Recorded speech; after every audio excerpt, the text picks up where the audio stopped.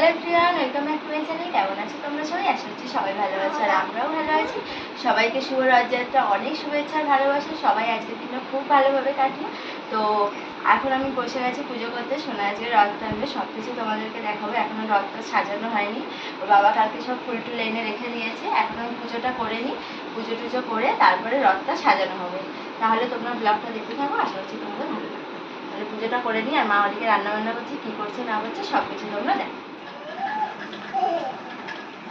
যে বাচ্চার রথ এখন সাজানো চলছে, সাজিয়ে টাজিয়ে নিক, তারপরে রথ টানতে বেরোবে। দইটা কেটে দাও না। সেটা তো ভালো দইটা। তুমি আবার এরপরে সোয়েটার দিয়ে মারো।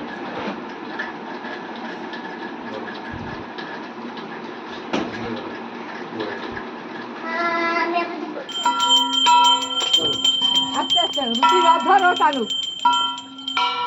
তুই রথটা ধর। চলো চলো চলো।